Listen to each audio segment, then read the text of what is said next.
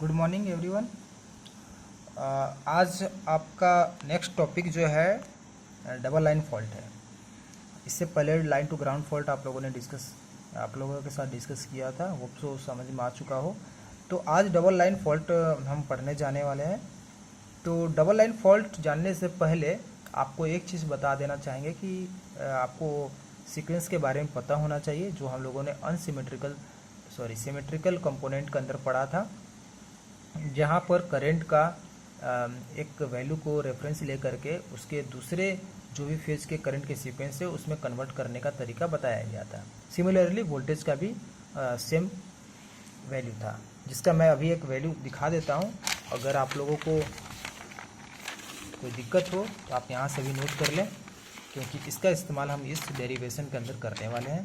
तो यह रहा, जैसे हम लोगों ने यहाँ पे वोल्टेज का लिया हुआ है, ये पॉइंट वोल्टेज का लिया हुआ है कि वोल्टेज ए जो है, वोल्टेज अक्रॉस ए फेज, उसका पॉजिटिव, नेगेटिव और जीरो सीक्वेंस ये रहा।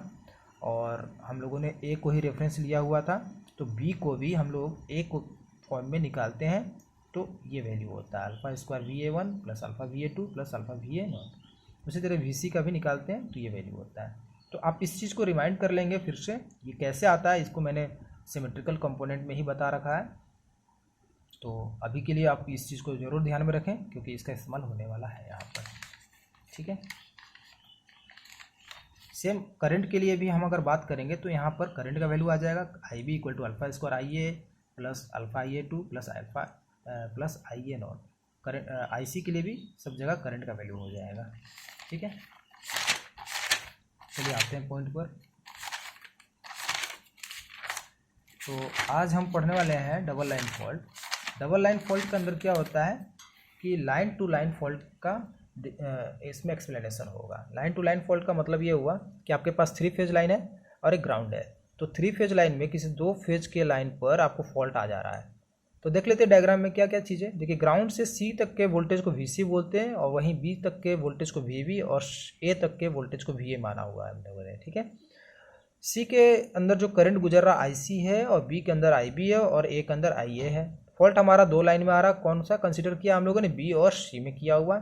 जो करंट IB और IC गुजर रहा जिनके अंदर, और उनके बीच का जो इम्पेडेंस है उसको ZF माने हुए हैं। तो इस वजह से हमारे पास IA का वैल्यू 0 हो जाएगा, क्योंकि IA में कोई फॉल्ट नहीं है, IA करंट 0 है। IB के अंदर जो फॉल्ट करंट आ रहा है IB माने हुए हैं। IC का करंट भी फॉल्ट करंट ही है, बट IB के अपोजिट डायरेक्शन में है, यहाँ पे देख सकते हैं, इसलिए माइनस IB हो जाएगा। हम लोगों को डेटा यहाँ पे निकालना है, फॉल्ट करंट जहाँ जहाँ पर हो रहा है, जिस जगह हो रहा है उस जगह का सारा डेटा निकालना है। दैट मीन्स कि वहाँ पे वोल्टेज का क्या असर हो रहा है और करंट का असर क्या हो रहा है। तो इस जगह पे वोल्टेज जो है VBC होगा, तो VBC लिखेंगे। VBC का वैल्यू कितना है? तो वोल्टेज का फॉर्मूला एक्चुअली निकालना है, तो वोल्टेज का होता है Z इंटू IB, यानी फॉल्ट इम्पेडेंस इंटू जो फॉल्ट करंट है। यहाँ पे फॉल्ट करंट IB है, तो IB लिख दिया। आप VBC ले रहे हो, यानी कि B पॉइंट से C पॉइंट तक का वोल्टेज ले रहे हो। अगर C से B का वोल्टेज लोगे तो यहाँ पे IC हो जाएगा। तो VBC लिया है, इसलिए VB minus VC, potential difference कर रहे हैं हम लोग यहाँ पर, तो ZF इंटू IB। ओके, तो VB यहाँ से क्या हो जाएगा? VC plus ZF into IB। तो ये VB का वैल्यू हमारे को मिल गया। अब डेटा निकाल करके यहाँ पे सारा वैल्यू पुट कर देंगे, तो VB भी निकल सकता है। ठीक है, तो निकालने के बाद हम लोग यहाँ पे क्या करेंगे? सिमेट्रिकल कंपोनेंट निकालते हैं। अब ऐसी बात है, किसी भी फॉल्ट को आप एनालाइज करने के लिए सबसे पहले उसका सिमेट्रिकल कंपोनेंट निकालोगे, और उसके बाद जो अनसिमेट्रिकल कंडीशन हुआ उसको पुट करके आगे प्रोसीड करेंगे। तो सिमेट्रिकल कंपोनेंट का वैल्यू सारे करंट में, सारे सीक्वेंस के करंट का वैल्यू ये होता है। हम लोग ऑलरेडी इसको निकाल चुके हैं पहले ही, लाइन टू ग्राउंड फॉल्ट में भी निकाले थे।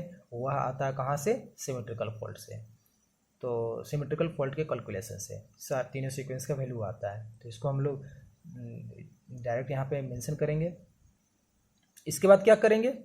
जो जो कंडीशन दिए हुए उन कंडीशन को फिल करेंगे। IA 0 है, IB है, और IC माइनस IB है। इनको वैल्यू को पुट करके मैट्रिक्स कैलकुलेशन करेंगे। तो IA1 निकल आएगा, IA2 निकल आएगा, IA0 आ जाएगा। इन तीनों का वैल्यू आप मैट्रिक्स कैलकुलेट जैसे करते हैं बिल्कुल उसी तरीके से कैलकुलेट करना है। तो आप यहाँ पे देखोगे कि IA0 जो है उसका वैल्यू 0 के इक्वल आएगा, तो VA0 का वैल्यू भी क्या हो जाएगा? जीरो हो जाएगा। जब करंट उसके अक्रॉस जीरो है तो वोल्टेज भी उसके अक्रॉस जीरो ही तो होगा। तो आप यहाँ पे इस चीज़ से ये समझ सकते हो कि जो ग्राउंड वाला कैलकुलेशन है actually positive sequence, negative sequence और जीरो सीक्वेंस जो होता है वो ग्राउंड का कंडीशन होता है। ग्राउंड का कंडीशन में यहाँ पे जीरो वैल्यू आ रहा है, इसका मतलब यहाँ पे ग्राउंड से कोई फॉल्ट हो ही नहीं रहा है। ऑब्वियस सी बात है, लाइन टू लाइन फॉल्ट है, ग्राउंड की फॉल्ट ही नहीं है, तो ये वैल्यू क्या हो जाएगा आपका जीरो ही रहेगा।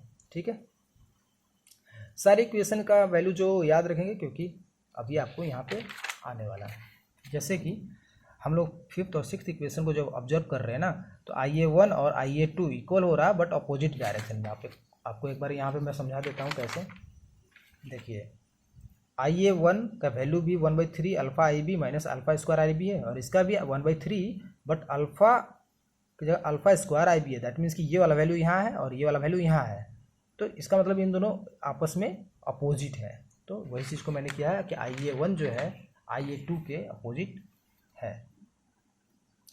फोर्थ इक्वेशन जो निकाले आया था हमारा VB = VC + ZF × IB। अब इसको कैलकुलेट करते हैं।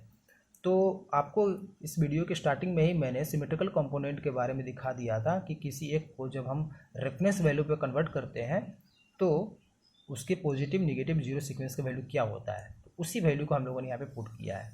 ठीक है, VC का भी उसी तरीके से लिख दिए, ZF तो ZF रह गया, और IB के लिए भी वही वाला वैल्यू पुट कर दिया। अब यहाँ से क्या करेंगे, जो जो इससे पहले हमारा डेटा मिला उसको फिल करते चलेंगे। VA0 क्या मिला था, अभी ऊपर में निकाला था हम लोगों ने, VA0 क्या मिला था, जीरो मिला था, और IA0 भी क्या मिला है, जीरो मिला है। इन दोनों का वैल्यू यहाँ पे पुट कर देंगे, तो ये जीरो हो जाएगा, ये जीरो हो जाएगा और ये जीरो हो जाएगा। बाकी जो टर्म्स बचेंगे उसको नोट कर लेंगे। अब यहाँ पे IA2 है ना, जो वो IA2 का वैल्यू माइनस ऑफ IA1 है, तो उसको अब नेक्स्ट स्टेप में पुट कर देंगे, है ना। इसके बाद हम यहाँ पे देखेंगे कि VA1 यहाँ पर है, VA1 यहाँ पर है, तो इन दोनों को कॉमन ले लेंगे। VA1 को बचेगा अल्फा स्क्वायर, और ये टर्म इधर आएगा तो माइनस अल्फा। उसी तरीके से VA2 कॉमन लेंगे तो अल्फा स्क्वायर माइनस अल्फा आएगा, और ZF × IA कॉमन लेंगे तो अल्फा स्क्वायर माइनस अल्फा मिलेगा।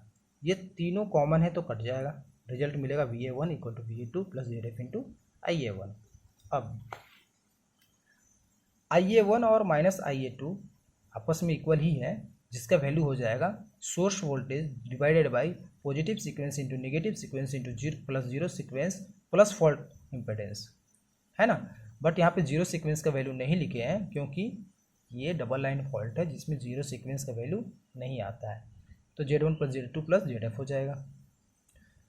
अब देखिए, IB और IC आपस में क्या थे, इक्वल थे। ये तो हम लोगों ने सबसे पहले कंडीशन से पता कर लिया था कि IB और माइनस IC एक दूसरे के इक्वल है।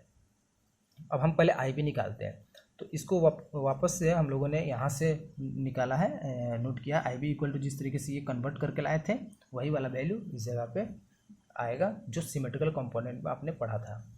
तो ये वैल्यू लिखने के बाद हमें पता चलेगा कि IA0 तो वैल्यू जीरो है, ये तो वैल्यू जीरो है इसका, तो alpha square IA1 minus alpha × IA1 बचेगा। माइनस अल्फा IA1 क्यों हुआ, क्योंकि IA2 आपका माइनस ऑफ IA1 है। ठीक, तो यहाँ से IB = कॉमन ले लेंगे तो alpha square minus alpha × IA मिल गया, जो कि फाइनली IC के ही इक्वल है, माइनस IC के ही इक्वल है। तो ये चीज़ नोट कर लिया।